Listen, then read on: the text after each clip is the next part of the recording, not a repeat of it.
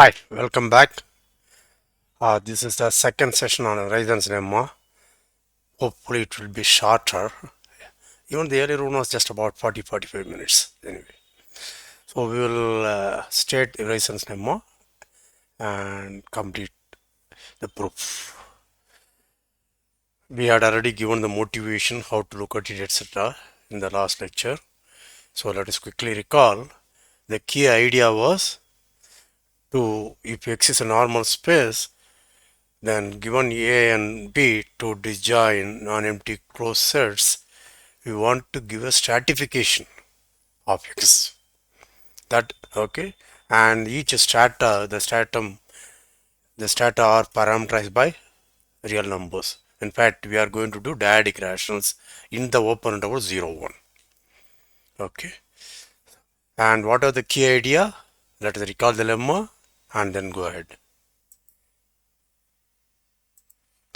The key lemma was the following: X a normal space,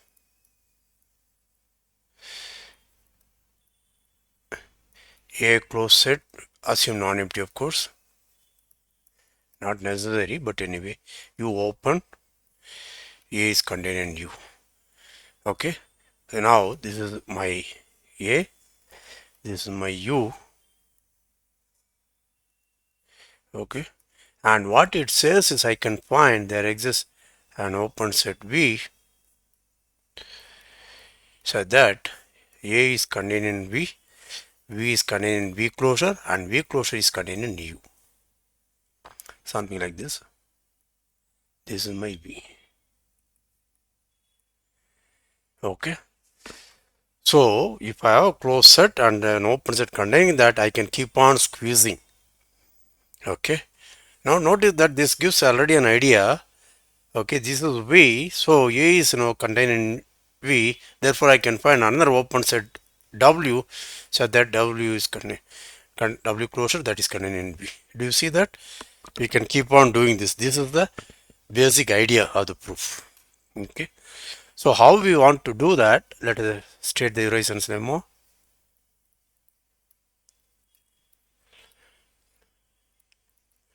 Let X be a normal space. Let me just make sure that things are working fine. I started recording. Yes. Okay.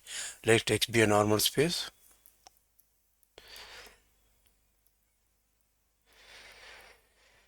A, B non-empty closed sets, disjoint closed sets.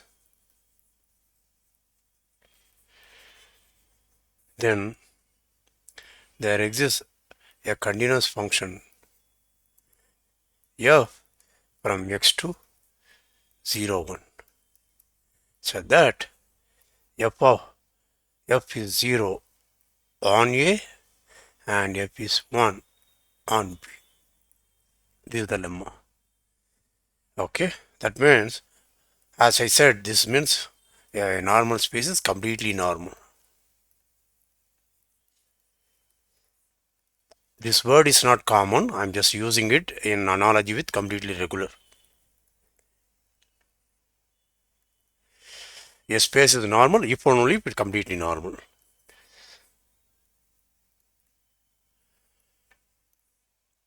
Okay, right. So let's start with the proof.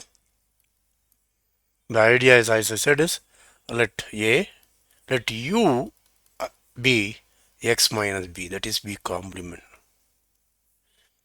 Since A and B are closed and empty, this is open and A is a subset of U. Right? Okay. Now, what we want to do is we want to, okay, by the lemma,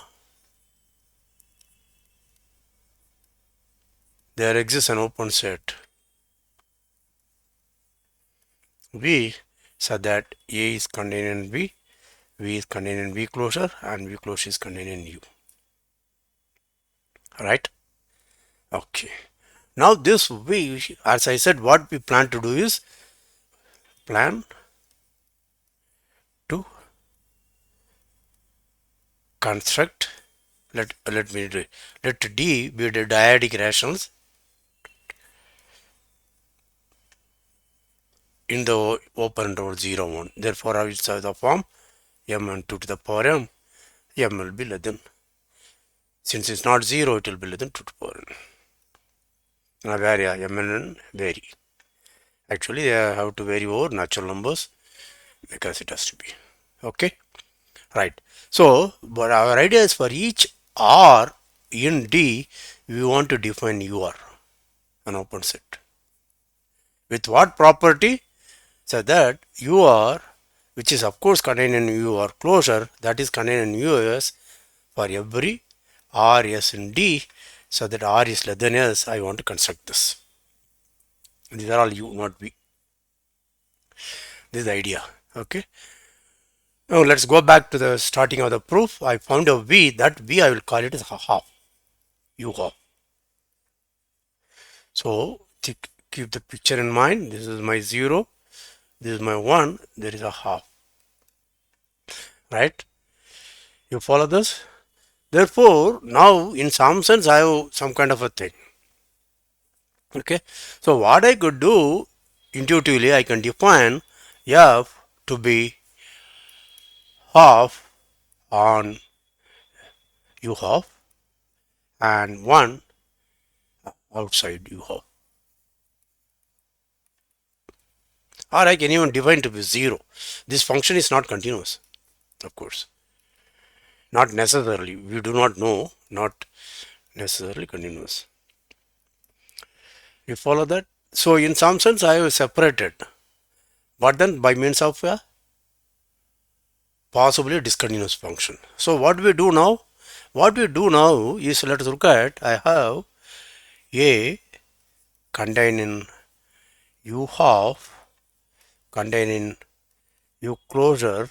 But notice that before doing this, let us do something more. Now V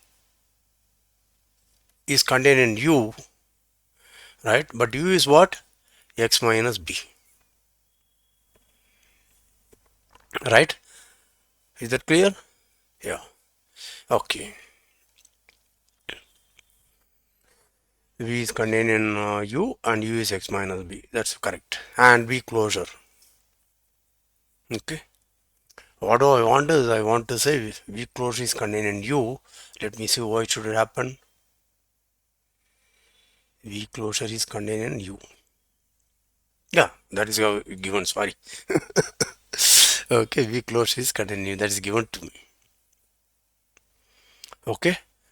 Now you can see I have two things. I have A is contained in V and V closure is contained in U. And this is also closed set. And this is my U half. Right? So what I plan to do is, again look at the picture, 0, half and 1. This is my U half. And U half closure is something. Now this is a closed set. This is an open set. Therefore there exists another open set. Right? For example, call it W, so that V closure is contained in W and W is contained in W closure. W closure is contained in U. Okay. That W I will call it as U3 force. Okay, this W we call it as U3 force. Right? Now how will I generate a U1/4? That is again clear. Let us look at A is contained in A, this is an open set contained in V, that is my U half. Therefore there exists, call it V1, A is contained in V1 and so that V1 closure. Don't write V1, it's a little awkward for me. Let us call it W1, which is contained in W1 closure, that is contained in V. Right? This W1 I will call it as U1/4. So I got U1/4. Right? Therefore what I have now? I have A contained in U1/4, that is contained in U1/4 closure, that is contained in U half, that is contained in U3/4, that is contained in U3/4 closure, that is contained in U. Do you understand this? Pause, review, proceed.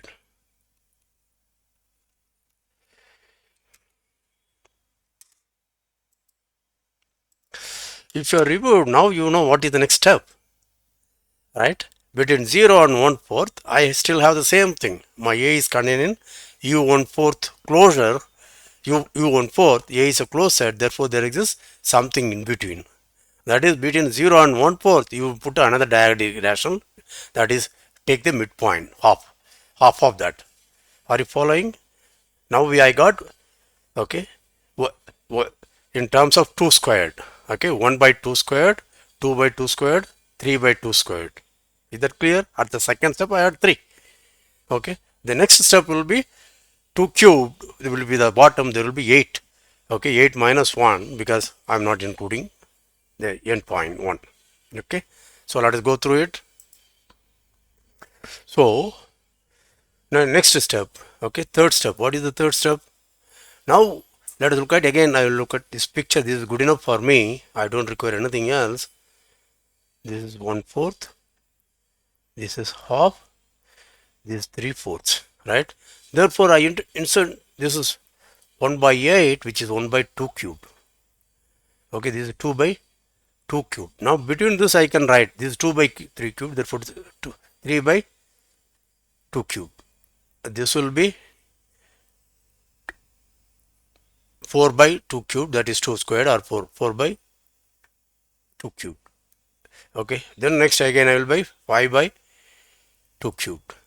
This will be 6 by 2 cubed, and this will be 7 by 2 cubed. You understand that? Yeah. So I can insert sets with what property? I'll have, again I will write it. It's a little boring perhaps, but then I will write it. U1 1 by 8 closure, that is contained in U1 by 4, that is contained in U1 by 4 closure, that is contained in U half. Just make sure I am writing it properly. Okay, sometimes I may make mistake. Okay, and this will be 1/4 will be 2, therefore 3 by 2 cubed. Yeah, this may be better to write in terms of cubed, and this goes up to U 2 cubed minus 1 by 2 cubed. That is contained in U. Do you understand this? So proceeding inductively,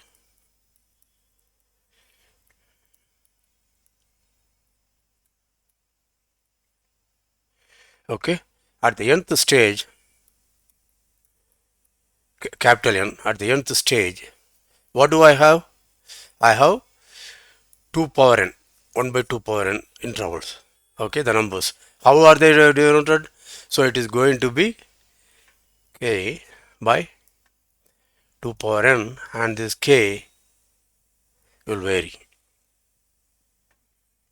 I don't know whether I had, yeah, this is the problem. Shit. Sorry. I should have screen shared. Okay. Okay, what is the third stage? Third stage is what you are looking at. Okay.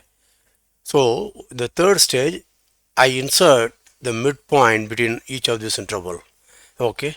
Therefore, that will be 1 by 8, 1 by 2 cubed. Okay, the denominator will be 2 cubed.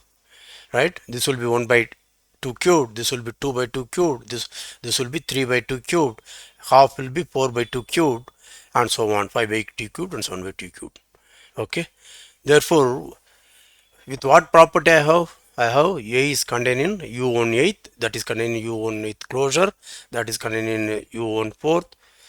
Okay, that is 2 by 8, and that will be U closure 2 by 8, and this will be U 3 by 2 cubed, and so on. The last one will be 2 to the cube 2 cubed minus 1 by 2 cubed. That will be the index. Is that clear to you? So now I want to proceed inductively. Okay, so at the nth stage, what will I do have? I'll have something like k by n, k by 2 to the power n, where my k, where will it run? 0 less than 2 power n minus 1.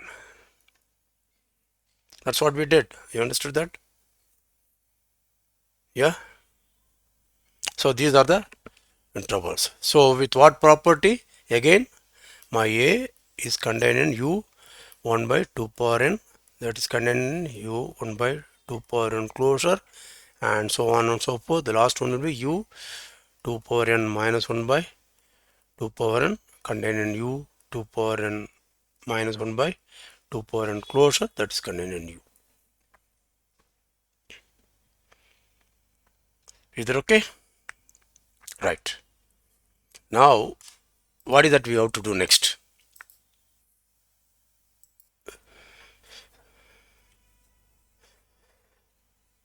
So what we have done, let me just make sure. I think I don't know that's running. Yeah. So what you have done is, after a long time I am using recording things, so I tend to forget the sequence in which I have to operate. Anyway, so uh, at the end stage I have 2 to the power n minus 1 by 2 to the power n, where n is capital N. Okay, that's it.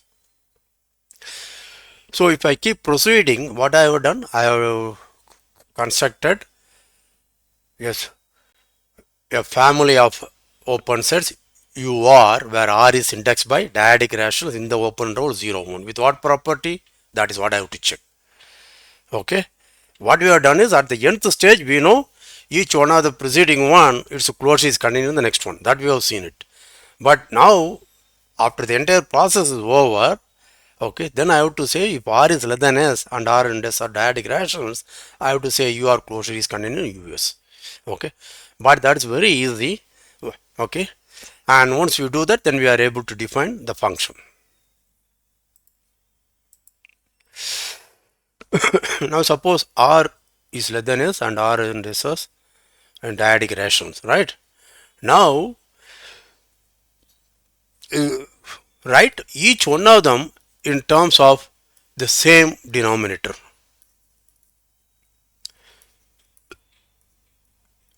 Okay, and let us say L by, let me write M by 2 power same n, right? R is this, S is this, right? Now at the nth stage we know, if R is less than S, then UR closure is contained in US. Are you following? Let's go back. If you get confused, look at this. Okay, suppose I have U2, now I have something like 7 by 3, right? Then what do? I write it as 4 by 2 cubed and 7 by 2 cubed. Then this UR will be closure will be contained in US, because UR closure is contained in U5 by 2 cubed and so on, and hence is finally contained in the open set 7 by 2 cubed. Is that clear? Good. Pause, review, proceed. So what you have constructed is, for each R we have constructed a UR, an open set, such that what is the property? If R is less than S, they are all dyadic rationals. UR closure is contained in US, and my A is contained in each and every UR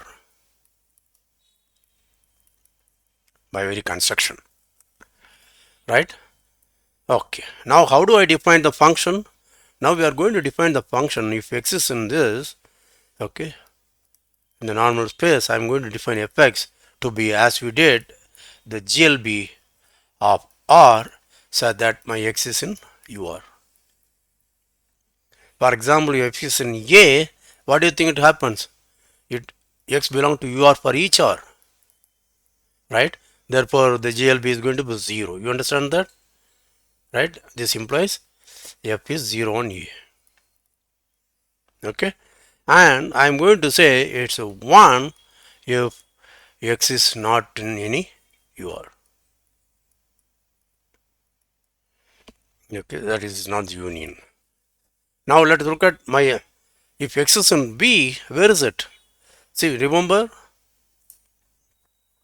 yeah, all my URs are contained in U, all my URs are contained in U, and U is X minus B, therefore B is outside this, right? Therefore F is equal to 1 on B. That's also clear. So we have constructed a function F from X to 0 1 with what property? F is 0 on A and 1 on B. Now we have to prove continuity. Okay, pause, review, proceed. Okay. Now let's assume that, and also notice that this function f takes values only in 0 and 1. Okay. Values in the interval 0, 1. Is that also clear? Yeah. Okay. Now suppose I will prove continuity at each and every point. So let x belong to x. I want to prove continuity at x. Suppose my fx is strictly less than equal to, let us say, alpha less than 1 and less than 0, right? So this is my alpha less than 1. Okay, now suppose you give me an epsilon positive, then I have such that alpha minus epsilon, alpha plus epsilon is contained in 0, 1.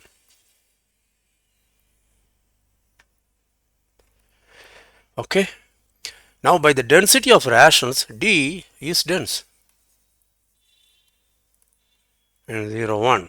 Okay, if you want, we will review the proof at the end.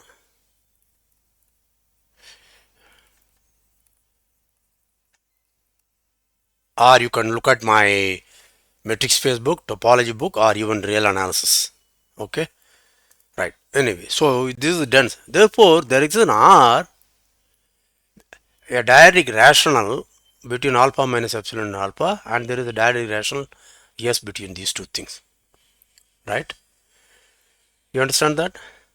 Now let's look at, suppose my x is in UR closure or U. Okay, what does that mean?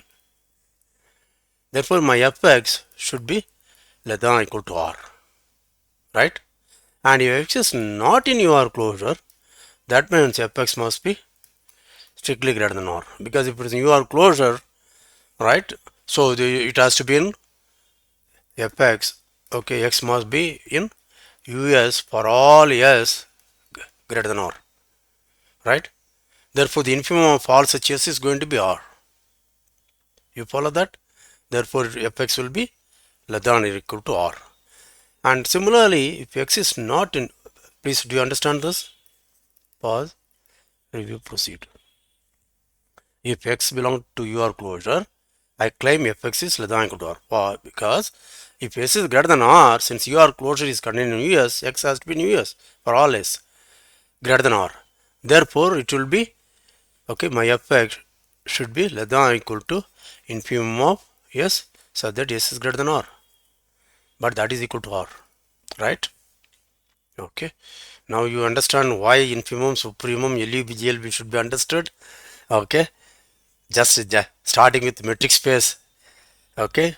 Avoiding GLB, LUB, infimum, supremum causes a lot of problem for analysis. So please learn that. Anyway, come back. Right. For similar reason, if this is not here, then my fx, if x is not in your closure, then it has to be greater than R. Is that also clear? Because if it is less than or equal to R, that means my fx has to be in your closure at least. Okay, these are the things we are going to use. Now let's look at my 0 fx is less than or equal to alpha, that is less than 1, and I have an epsilon, and I have alpha minus epsilon to alpha plus epsilon, and this is my alpha. I have an R, I have an S. Now let's look at US closure, US minus UR closure. Now I know UR closure is contained in US. This is a closed set. This is an open set. Therefore, this is an open set. Because this is US intersection UR closure complement. Intersection of two open set. Therefore, this is an open set. Now suppose any Z belong to this. Right? By what a Z, therefore Fs should be less than or equal to S. And Z is not in UR. Therefore, Fz should be greater than or equal to R. That means my Fz lies in the interval R to S, but that is contained in C minus epsilon to C plus epsilon. Right?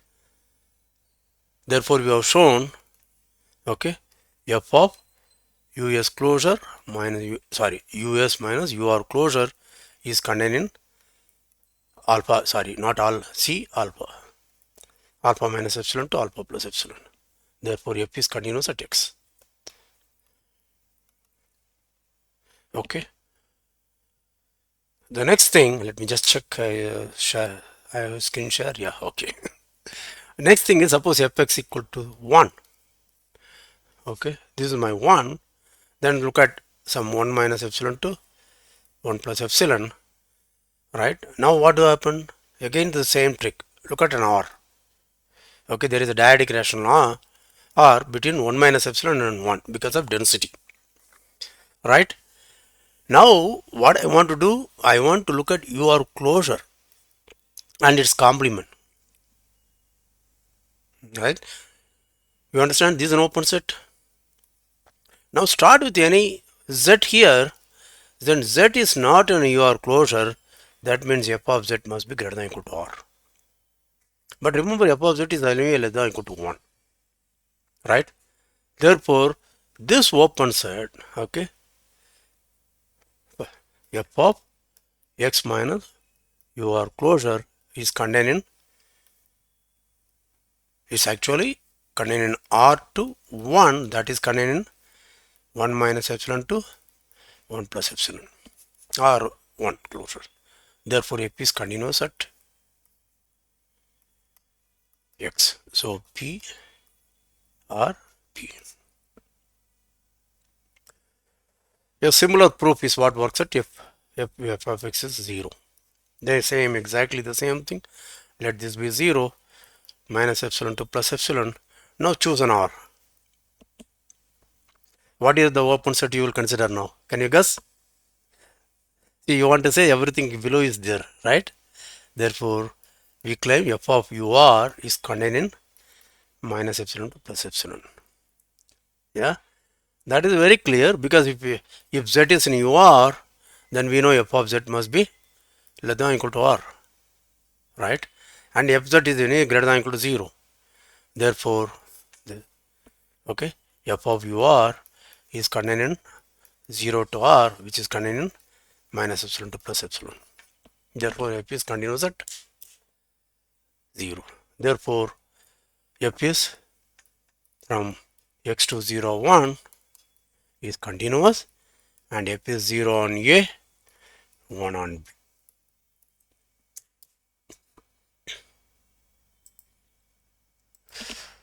Did you enjoy the proof? Is it not easy? Yeah, right. But there is something very interesting which you should notice is what we are claiming is the function constructed is 0 on a and 1 on b.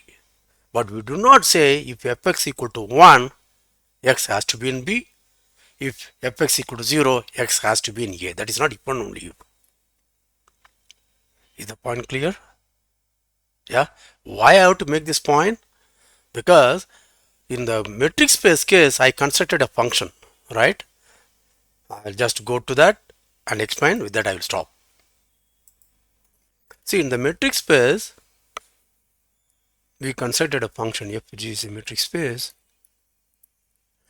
a and b as usual. Okay, we constructed a function fx equal to distance between x and a by distance between x a plus xb. Okay, you can all the things. This is a kind of Urysohn lemma. Now, if fx is 0, that means d of xa must be 0, right?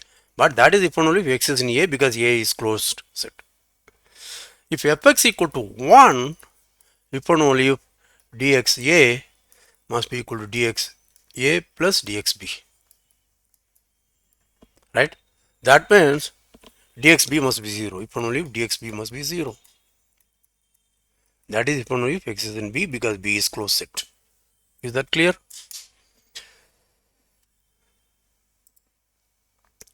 But in the general normal space, the function we constructed does not say that.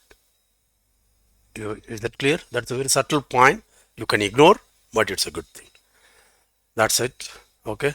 I hope you find that Urysohn lemma is not all that difficult if you understand how to do that. If you simply jump into the proof directly, and that also the proof which uses all the rationals instead of dyadic rationals, is a little confusing. Dyadic rational shows the induction step very clearly. Okay. Okay. Let us meet again with in some other context. Okay. Take care. Stay safe.